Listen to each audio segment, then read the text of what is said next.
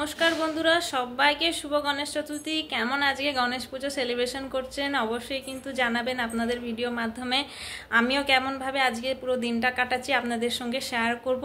কিন্তু হ্যাঁ, তার আগে আপনাদেরকে সকাল থেকে আমি কি করেছি, আর ঘরে তো ঠাকুর পুজো হয়ে গেছে, তো কিভাবে করেছি সেটাও আপনাদেরকে সঙ্গে আগে শেয়ার করব, তারপরে বাকি ভিডিও আগে কন্টিনিউ করব। তো চলে যাই এখন সকালবেলা ফুল তোলা থেকে আমার ঠাকুর পুজো। তো বন্ধুরা, আমি এখানে স্নান টান করে চলে এসেছি ঠাকুর পুজো দেবো বলে। আর এখানে যে গণেশ ঠাকুরের ছবিটা দেখছো, এটা আসলে আমার ঘরের মানে দরজার উপরে, যেটা চৌকাঠ বলা যায়, ওই উপরে ঘরের মধ্যে যে ঢুকবে, যে বাইরে বেরোবে, সবার প্রথমে ঠাকুরের মুখ দর্শন করেই বেরোবে। তো সেই রকম জায়গায় ঠাকুরটা ছিল, মানে অনেক উঁচুতে। তো ভাবলাম যে একটা মালা বানিয়ে ঠাকুরকে যদি আজকের দিনে না পরাই, তাহলে কিভাবে পুজোটা কমপ্লিট হবে বলো। তো এইভাবে একটু সাদা ফুল, জবা ফুল যেরকম আমি প্রত্যেক দিনই তুলি, সেরকম তুলেছিলাম, আর সঙ্গে দুর্ফা ঘাস ছিল। আর এখানে গণেশজির ফেভারিট হচ্ছে লাড্ডু মোদক। এই দুটো জিনিস না থাকলে গণেশজির পুজো তো অসম্ভবই হয়, সেটা সবাই জানো। তো আমি সকাল পাশের বাড়ি, মানে আমাদের ঘরের পাশে একটা দোকান আছে, ওখান থেকে নিয়ে এসেছিলাম। এনে এই স্নান টান করতে গিয়ে সব কাজকর্ম শেষ করে তারপরে বসে গেছিলাম মালা বানাতে, কেননা মালাটা গুঁথার সময় অনেক একটু দেরি হবে। তা ঠাকুরকে স্নান করিয়ে তারপরে মালাটা বানাবো বলে বসে গেছিলাম। এই প্রথম আমি দুর্ফা ঘাস দিয়ে মালাটা বানাচ্ছি, কিন্তু এর আগে কোনোদিন আমি এরকমভাবে বানাইনি। ভেবেছিলাম কেমন হবে, কিন্তু আমি অবশ্যই জানি মালাটা যেরকম হোক না কেন, যখন গণেশজির গলায় এটা পরানো হবে, মালাটা আরও সুন্দর হয়ে যাবে। তো এইভাবে আমি মালাটা একটা একটা করে বানিয়ে দিচ্ছি। এদিকে সময় হাতে খুব কম ছিল, কেননা মেয়েকে আবার নিয়ে স্কুলে যাওয়ার ছিল, ওদের টাইমিং ছিল, যতটা টাইমে যাওয়ার ওদের ডায়েরিতে লিখে দিয়েছিল। তো সেই টাইমে দেখে আমি তাড়াতাড়ি করে ঝটপট করে সব কাজ শেষ করছিলাম। এখানে দেখো মালাটা কত সুন্দরভাবে বানানো হয়ে গেছে। তোমাদের কীরকম লাগলো মালাটা অবশ্যই কিন্তু কমেন্ট করে জানাও। আমি ঠিক জানি আমার গণপতির গলায় যখন এই মালাটা যখন পরানো হবে, দেখতে অসাধারণ হয়ে যাবে। তো চলো আগে মালাটা পরিয়ে নিই, তারপর তোমাদের সঙ্গে দেখা হচ্ছে।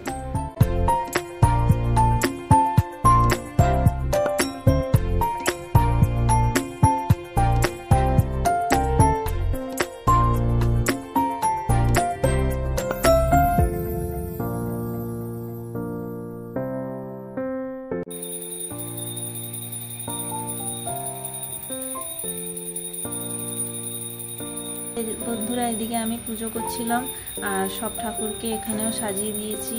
আর বর্মশাইকে বললাম যে তুমি একটু ভিডিও করো, আমি পুজো করছি। আমি পুজো করার সময় কোনো দিন ভিডিও বানাতে পারিনি, এক হাতে মোবাইল নিয়ে বানানোটা সম্ভব হয় না। আর এদিকে মেয়ে যদি থাকে পাশে, ও বারবার ডাকতে থাকবে। তাই জন্য আমি আজকে বর্মশাইকে বললাম, মানে পুজোর দিন আমি বললাম আমি পুজো করছি, তুমি একটু ভিডিও বানাও। তো বর্মশাই পিছনে দাঁড়িয়ে ভিডিও করছিল, আমি এখানে ঠাকুরকে পুজো দিচ্ছিলাম। আর নিচে আমার মেয়ের জামা, যেটা নতুন জামা কিনে এনেছিলাম, ও পরে যাবে অঞ্জলি দিতে, তাই ওর জামাটাও ঠাকুরের কাছে দেখিয়ে নিচে রেখেছিলাম। তো এইভাবে আমি গণেশ পূজাটা বাড়িতে করেছি। আপনারা কেমন করেছেন অবশ্যই কিন্তু জানাবেন।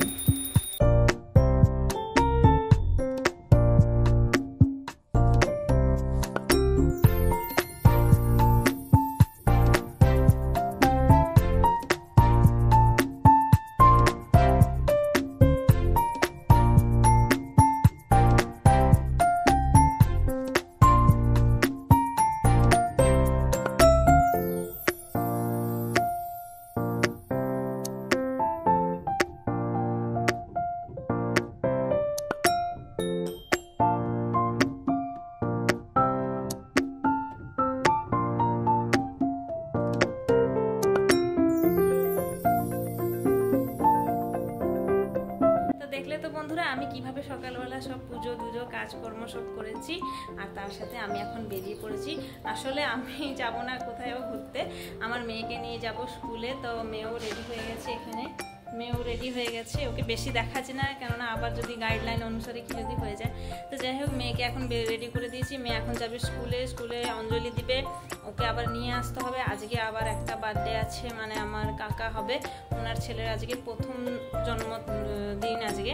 তো ওখানেও যাব। তো আজকে অনেক কাজ, কিন্তু একটা জিনিসে ফ্রি আছে কিনা, আজকে রান্না বান্না কোনো নেই, কেননা আমরা তো বাইরে খেতে যাবো। আর রান্না বান্না কী করবো, এমনিতেও তো নিরামিষ খাবো। তা ভেবেছিলাম নিরামিষে কি রান্না করব তখন থেকে ভাবছিলাম, কিন্তু এখন কোনো রান্নার চিন্তা নেই, কেননা আমার মনে ছিল না যে আজকে জন্মদিন উৎসব আছে যাওয়ার জন্য। তা এখন যাব, কিন্তু তা এখন আমরা বেরিয়ে পড়েছি ওর স্কুলে, ওকে প্রথমে স্কুলে দিয়ে আসবো। তখনই কাল থেকে আমি বলেছিলাম আপনাকে, আমার হচ্ছে ওয়াইফাই অনেক প্রবলেম করছিল, চলছিল না। এখন যাবার সময় ঠিক ওয়াইফাইদের ওখান থেকে কল এসছে যে এসে ওরা সারাবে। তো এখানে আবার কিছুক্ষণ টাইম লেগে যাবে।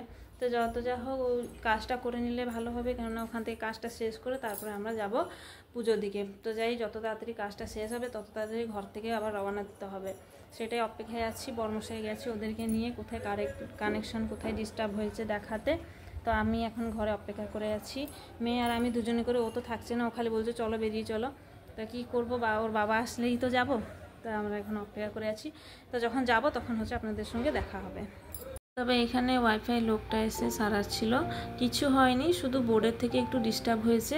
তো ওইটাকে চেঞ্জ করে দিয়েছে, একটা পিন কি খারাপ হয়ে গেছিলো জল পড়ে, বৃষ্টির জল, আর এরকম হাত দিয়ে নড়ে গেছিলো, তাই জন্য ওইটা চেঞ্জ করে আবার নতুন লাগিয়েছে। তো এইভাবে ওরা কাজটা সেরে যাওয়ার পরেই আমরা ঘর থেকে বেরোলাম। তো বর্মশাই মেয়ে দুজনে করে আগে বেরিয়ে গেছে, গাড়িতে উঠে গেছে, আর আমি সবার পিছনে থাকি। যখনই যেখানে বের হই না কেন আমি সবার পিছনে থাকি, কেননা ঘরে তালা লাগিয়ে আমাকেই যেতে হয়। তো এইভাবে আমি বেরিয়ে পড়েছিলাম। এখন সবার প্রথমে আমরা যাব স্কুলে। বর্মশাই আমাদের দুজনকে ওদের স্কুলে ছেড়ে দিয়ে তারপরে উনি চলে আসবে ওনার কাজে, তারপরে আবার ফোন করে ডাকলে উনি গিয়ে আমাদেরকে নিয়ে আসবে। আর এখানে স্কুলের পথে দেখো প্রথম গণেশ দর্শন হলো, আর এটা হচ্ছে শুভারম্ভ হলো গণেশ ঠাকুরের দর্শন থেকে। তারপরে আরও অনেক দেখাবো, পরের ভিডিওতে আপনারা দেখতে পাবেন। তবে এখানে দেখো বাচ্চাগুলো অঞ্জলি দিবে বলে দাঁড়িয়ে আছে, আর আমার মেয়ে সবার পিছনে। এখানে হচ্ছে ক্লাস 3 বাচ্চাগুলো লাইন করে আছে, আর আমার মেয়ে তো ক্লাস 1-এ পড়ে। তো এমনিতে দেরি হয়ে গেছে, তো আমি ভাবলাম যে এই লাইনে দাঁড়িয়ে অঞ্জলিটা দিয়ে চলে আসো। তারপরে অপেক্ষা করেছিলাম, প্রসাদ বিতরণ হবে, মানে ঠাকুরের কাছে প্রসাদ হয়ে তারপর বাচ্চাদেরকে দিবে। তবে ওখানে 1 ঘন্টা মতন অপেক্ষা করার পরে এখানে ক্লাস বাই, মানে যেরকম ছোট থেকে বড় ক্লাস ওরকম করে করে প্রসাদ দেওয়া হচ্ছিল। তো আমার মেয়ের যখন প্রসাদ দেওয়া হলো, আমরা আর দেরি না করে ঝটপট করে স্কুল থেকে চলে এসেছিলাম। আর এখানে দেখো প্রসাদগুলো আমার বেশ ভালো লাগে, আর বেশিক্ষণ রেখে দিলে তো ফলগুলো অনেক নরম হয়ে যায়, তো তাই জন্য তাড়াতাড়ি করে বের করে খাওয়া যায়। আর এখানে হচ্ছে যে লাড্ডু ভোগটা, এটা আমি ঘরে লাগিয়েছিলাম ঠাকুরের কাছে, আর এইটা হচ্ছে আমার মেয়ের স্কুলে দিয়েছিল।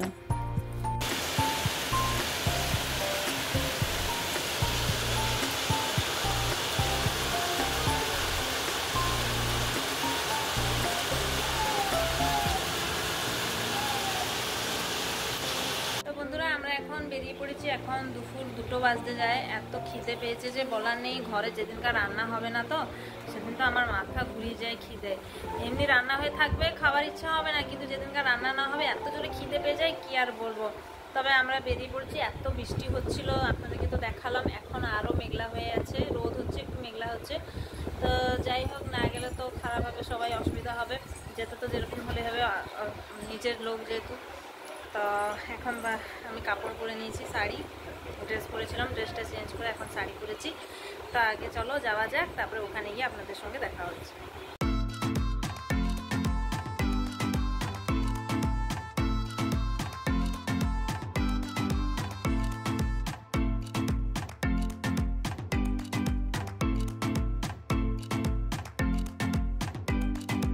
তবে আমরা এখানে পৌঁছে গেছি, আমার ছোট দেওরের জন্মদিন। আর এখানে দেখো এটা হচ্ছে আমার ছোট দেওর, মানে আমার কাকা শ্বশুরের ছেলে, এটা ওকে 1 বছর হলো। তারপরে এখানে হচ্ছে মন্দিরের খাওয়া দাওয়া হচ্ছিল, তো গণেশ পুজোও ছিল, তাই জন্য নিরামিষ খাওয়া দাওয়া তো আপনারা জানেন। আর আমরা খাওয়া দাওয়া করে ঝট করে এখন বাড়ি চলে আসবো বলে ভাবছিলাম, তখনই আমার শাশুড়ি ননদ বললো যে চলো একটু ঘরে চলো, তারপরে তুমি বাড়ি যাবে।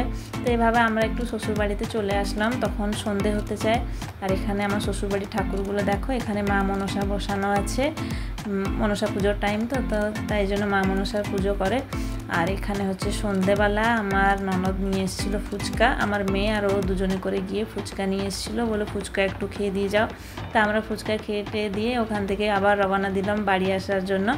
আর এখানে আসার পথে একটা দুটো গণেশ ঠাকুর দেখিয়েছিলাম, ওইটাই আপনাদেরকে দেখালাম। সকালবেলা একটা আর এখন একটা দুটো, আরেকটাও দেখাবো যেটা আমাদের ঘরের কাছে, পুরো কাছে আমাদের ঘরের কাছে যেটা গণেশ পুজো অনুষ্ঠান হচ্ছে, ওটাও দেখাবো বাড়ি যাওয়ার পরে। তবে আরও অনেক কিছু পুজো তো আসছে, এখন গণেশ পুজোর পরে মা দুর্গা পুজো আসবে, তারপরে লক্ষ্মী পুজো, কালী পুজো। আর এখানে উড়িষ্যাতে পুরীতে কিভাবে পুজো হয়, কীরকম কি ফেস্টিভ্যাল, যেটা অনেক বড় আকারে হয়। পুরীতে তো সব থেকে বড় ফেস্টিভ্যাল হচ্ছে রথযাত্রা, যেটা কি আমি আপনাদের সঙ্গে আগে থেকে শেয়ার করে দিয়েছি। তো আগে আরও অনেক ভিডিও করে দেখাবো। আর এখানে দেখো, এটা হচ্ছে আমার ঘরের পাশে গণেশ ঠাকুর।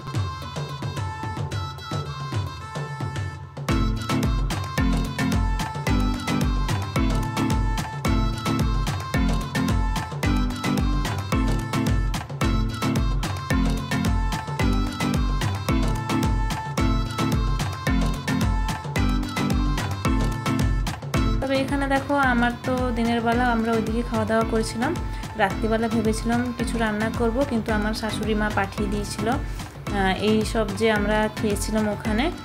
আমাদের নিজের লোক তো, তাই জন্য হচ্ছে বলেছিল যে তুমি ঘরে নিয়ে যাও, রাত্রিবেলা খাবে। তো এখানে 5 মেশালি ডাল, পনির, পটলের সবজি একটা, তারপরে হচ্ছে এখানে পায়েস আছে, আর এখানে হচ্ছে ফ্রাইড রাইস মতন যেটা বলে ওইটা। তারপরে আমি আসার পরে একটু ভাত বসিয়েছিলাম, কেননা আমি আতপ চালের ভাত বেশি খেতে পারি না, আমার একটু পেটের সমস্যা আছে, তো তাই জন্য আমি অল্প করে ভাত বসিয়েছিলাম। তো যাই হোক বন্ধুরা, আজকের ভিডিওটা কেমন লাগলো অবশ্যই আমাকে কিন্তু কমেন্ট করে জানাবেন। আবার দেখা হবে একটা নতুন ভিডিওর সাথে।